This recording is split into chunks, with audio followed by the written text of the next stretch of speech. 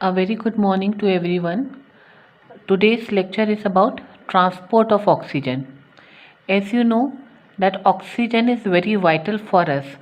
The oxygen needs to be carried to each and every cell so that the food you have ingested in or the carbohydrates, the glucose is utilized and the ATPs are produced.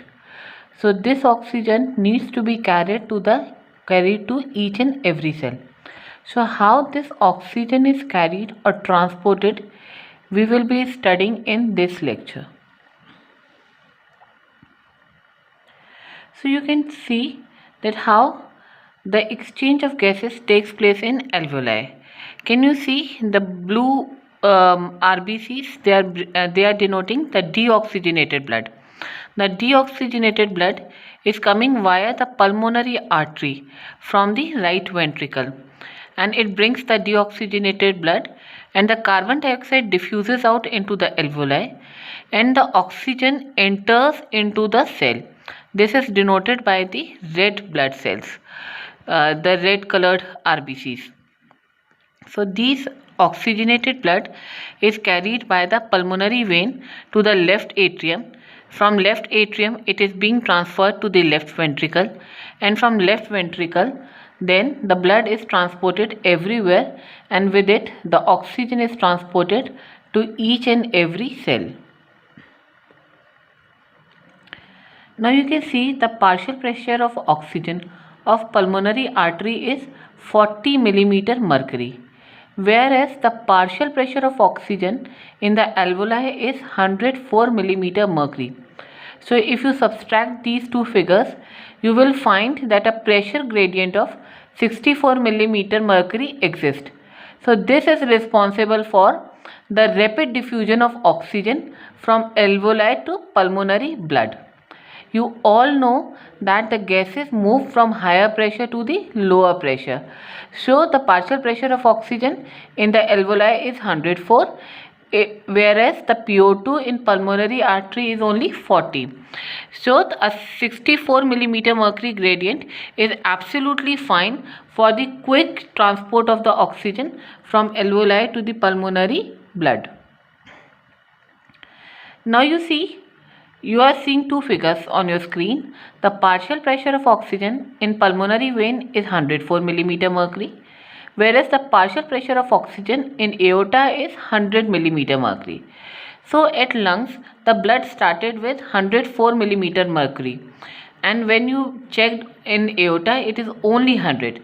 So why this fall of 4 millimeter mercury occurred? This happened due to venous admixture. That means pulmonary vein was carrying oxygenated blood with it. Now some venous blood mixed with it. And from where does this venous blood came? If you remember the tracheobronchial tree, the bronchi are supplied with the bronchial arteries and bronchial veins. So these bronchial veins, they drain into pulmonary vein, thus mixing the oxygenated blood with the deoxygenated blood. And the coronary venous blood, that is the venous blood coming from the coronary circulation, the circulation of heart, it also flows via the Thebetian veins into the pulmonary vein. So these both leads to the fall of 4 millimeter mercury. Now the transport of oxygen in arterial blood. Oxygen is transported in two forms. First in the dissolved form, and second in combination with hemoglobin. In dissolved form, only 2% of the oxygen is being carried, while with hemoglobin, 98% of the oxygen is being transported. So we will first cover the dissolved form. Now this is very simple. As you will increase the partial pressure of gas, so the amount dissolved in liquid will increase. So the amount dissolved can be predicted from the Henry's law, which states that amount of gas that dissolves in a liquid at a given temperature is proportional to the partial pressure of gas. That means as you will increase the partial pressure of oxygen, the more or more oxygen will be dissolved in the blood. So the amount of dissolved oxygen increases linearly with arterial PO2. In dissolved form, the solubility of oxygen is very less. At partial pressure of 100 millimeter mercury, only 0.3 ml out of 20 ml is transported in dissolved form. I'll show you the calculations in the next slide. The dissolved oxygen, how we calculate, from where does this 0.3 ml per deciliter came? So this dissolved oxygen is equal to oxygen solubility into the partial pressure of oxygen in blood. We know PO2 in blood is 100 millimeter mercury, whereas this 0.003 ml per deciliter is the oxygen solubility. So if we multiply these two figures, it comes out to be 0.3 ml per deciliter. If cardiac output is 5 liters, the oxygen transported is 100 ml में 0.3 ml अगर transport हो रही है तो 5000 ml में transport होगी. आप multiply करेंगे तो it comes out to be 15 ml per minute. But the body requires 250 ml per minute. So only 15 ml per minute is being transported by this mechanism. The rest is being transported with the hemoglobin. So dissolved oxygen obeys Henry's law. So there is no limit to the amount of oxygen that can be carried. And this is actually an advantage over oxygen transport as oxyhemoglobin. क्योंकि body में जितना haemoglobin है उतना ही oxygen transport होगा, उससे ज़्यादा transport नहीं हो सकता हीमोग्लोबिन के रूट से. लेकिन जितना आप पार्शियल प्रेशर बढ़ाते जाएंगे उतनी ही ज़्यादा ऑक्सीजन डिसॉल्व होती जाएगी. And this method is useful in cases of carbon monoxide poisoning, where you are not using the hemoglobin and you are using the hyperbaric oxygen. Hyperbaric oxygen is when you increase the partial pressure to a very large amount and you dissolve the amount of you increase the amount of dissolved oxygen. So hyperbaric oxygen is dissolved oxygen at high PO2. It is used for the oxygenation of tissues when hemoglobin gets denatured with carbon monoxide poisoning. 100% oxygen is inhaled in hyperbaric chambers. Dissolved oxygen supplies 6 ml per deciliter, and this amounts to 300 ml per minute. So this way you can see कि the amount of oxygen required by the body was 250 somewhere, and now with the hyperbaric oxygen you are supplying 300 ml per minute. So this suffices very nicely and you can manage the patient. Now in combination with hemoglobin, oxygen combines with hemoglobin to form a loose and reversible oxyhemoglobin. The reaction is very rapid and requires only less than 0.01 second. The driving force for this reaction is partial pressure of oxygen in pulmonary capillaries. So you very well know that the amount of partial pressure of oxygen is very high in alveoli. So the driving force is very well present there and we can get a good amount of oxyhemoglobin. Hemoglobin is the major transport molecule for oxygen. The hemoglobin is made up of 4 heme groups which have ferrous in their centers, and the second component of hemoglobin molecule is the globin portion, which contains 4 polypeptide chains. Now hemoglobin contains 4 heme molecules.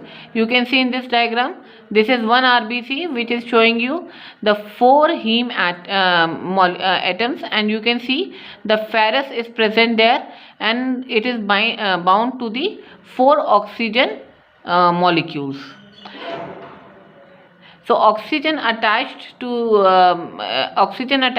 ferrous in hemoglobin molecule, and even after the attachment of oxygen, the ferrous remains in the ferrous state. It does not transfer itself into the ferric state. So this process is oxygenation and not oxidation. This point is very important. You must note this. Then binding and dissociation of hemoglobin with oxygen occurs in milliseconds. It requires less than 0.01 second. Whereas you can see that RBC remains in the capillary for approximately 0.75 second. And how much time it needs? It just needs less than 0.01 second. So the oxygen attaches to the hemoglobin very quickly. There are 280 million hemoglobin molecules per RBC, and all these provide efficient mechanism to transport oxygen. Now the hemoglobins exist in two states, tense or T state or R or relaxed state. When oxygen is not bound with hemoglobin, all the four subunits of hemoglobin are in tightly bound state with each other. In this configuration, the affinity of hemoglobin for oxygen is very less. When the partial pressure of oxygen is low, the hemoglobin is in tense state. This means that the hemoglobin is not welcoming any oxygen molecule. But as soon as the first oxygen molecule attaches to the hemoglobin enters into the R or the relaxed state. और जब एक molecule का पहले molecule का oxygen का add होना मुश्किल होगा, लेकिन जब सब्सिक्वेंट मॉलिक्यूल्स ऐड होंगे तो it will be very easy. So this is known as the cooperation kinetics. When the first molecule of oxygen binds with hemoglobin, there is rupture of all salt link and the T state changes to the R state. After first step, affinity of hemoglobin for oxygen increases with each next step. And now why this affinity increases? Because the insertion of first oxygen molecules lead to the rupture of all salt links. Bonds को लूजन up कर देता है, और जो tense और T state होती है haemoglobin की, it changes to the R और the relaxed state. So the R state favours oxygen binding. This phenomena is known as the cooperative binding kinetics. R configuration exposes more and more oxygen binding site, and this results in a 500-fold increase in oxygen affinity. And this is the reason for the sigmoid nature of the oxygen hemoglobin dissociation curve. This curve we will study in subsequent slides. So you can see this graph.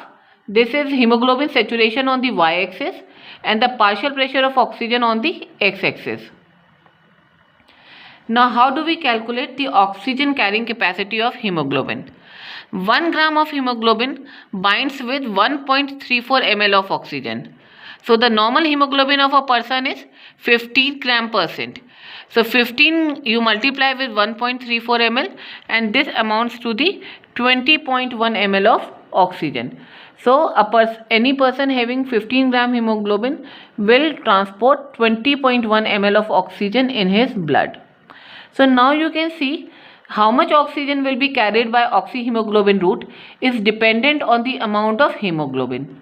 If hemoglobin is less, the oxygen transported will be less. So this is known as the ceiling effect of hemoglobin. So it is actually a disadvantage. The amount of oxygen carried will depend on the amount of hemoglobin. This limit cannot be crossed or surpassed. Now coming to the term hemoglobin saturation, sometimes you get it to define hemoglobin saturation in your exams. It is the percentage of hemoglobin that is combined with oxygen. So when all four sites on hemoglobin are occupied by oxygen, you call that hemoglobin is 100% saturated. Now coming to a very important short note, that is oxygen hemoglobin dissociation curve. It shows the saturation of hemoglobin increases with increase in partial pressure of oxygen of arterial blood. The relation between two is sigmoid, and the curve has two distinct zones. The one zone acts in the lung and the other zone acts on the tissue level. So this is the curve. You can see it is a sigmoid shaped curve. On the y-axis you have hemoglobin saturation percentage, and on the x-axis you have partial pressure of oxygen in millimeter mercury. So you are seeing as the PO2 is increasing, the hemoglobin saturation is increasing. But gradually you see that this linear shaped graph becomes the S-shaped or sigmoid shape. Now we will discuss that why this sigmoid shaped curve happens. You can see this graph. The one above the showing plateau phase is the loading zone which acts in the lung, and the steeper part is the dissociation zone which acts at the tissue level. So you can see कि as the PO2 falls from 100 to 60, the hemoglobin saturation falls from 100 to 90. So even for a larger amount of hypoxia, the hemoglobin saturation does not reduces to a larger extent.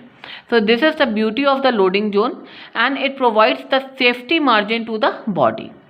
Whereas in the dissociation zone, the steeper part, a small decrease in partial pressure of oxygen leads to a large amount of decrease in hemoglobin saturation. That means at tissue level, when even a small amount of hypoxia occurs, there is a large amount of dissociation of hemoglobin from oxygen. So more and more amount of oxygen is available at tissue level, whereas the loading zone tells you that the lungs have their margin of safety, and even in case of hypoxia, a good amount of hemoglobin combines with oxygen. So I'm just going to read these lines, that the loading zone is the upper flat part of the curve. It is related to the process of oxygen uptake in the lungs. It shows that partial pressure of oxygen of 100 millimeter mercury, hemoglobin is 100% saturated. Even if PO2 falls to 60, hemoglobin saturation is still 90%. So this zone provides the margin of safety. Even if PO2 is decreased, hemoglobin has fairly high saturation. Unloading zone, it refers to the steep portion of curve. It is the hemoglobin oxygen dissociation part. This part is concerned with delivery of oxygen to the tissues. So even with a minor fall in oxygen tension, large amount of oxygen is liberated. Now this curve can shift to right or can shift to left. Whenever the curve shifts to right, that means large amount of oxygen is available for the tissues. So as the curve shifts to right, there is more and more unloading of the oxygen, and shift to right is good at tissue level, whereas shift to left is good at lungs level. Left का मतलब है कि oxygen और haemoglobin tightly associated है, oxygen available नहीं है. तो lungs पे तो अच्छा है कि लेफ्ट साइडेड कर्व शिफ्ट हो ऑक्सीजन हीमोग्लोबिन डिसोसिएशन कर्व, ताकि ज़्यादा से ज़्यादा ऑक्सीजन और हीमोग्लोबिन बाइंड कर सके. और it is beneficial to shift to the right so that a larger amount of oxygen is available at the tissue level. So now what are the factors which lead to the shift in right? Increased hydrogen ions, increased carbon dioxide, increased temperature. So whenever the curve shifts to right, it means delivery of oxygen to the tissues is enhanced. Advantage है tissue पे greater oxygen मिल रही है, पर lungs पे disadvantage क्या है कि lungs पे they are taking up less oxygen. The effect of CO2 on the affinity of haemoglobin for oxygen is known as the Bohr effect. The carbon dioxide enters blood from the tissues and it reduces the affinity of hemoglobin for oxygen. So the unloading of oxygen occurs at the tissue level. Decrease in pH shifts the curve to the right. These are the reasons for shift to left. You must remember both the lists, the reasons for the shift to right and the reasons for the shift to left. Thank you so much. With this you finish with transport of oxygen. In next lecture we will be discussing with transport of carbon dioxide. इस chapter में से आपका जो सबसे important short note है वो है oxygen haemoglobin dissociation curve. You get it as a short note. Sometimes you can get a long question from this chapter कि what are the various routes of transport of oxygen in the blood and discuss the oxygen hemoglobin dissociation curve in detail. So it is better that you prepare this chapter in detail. Thank you.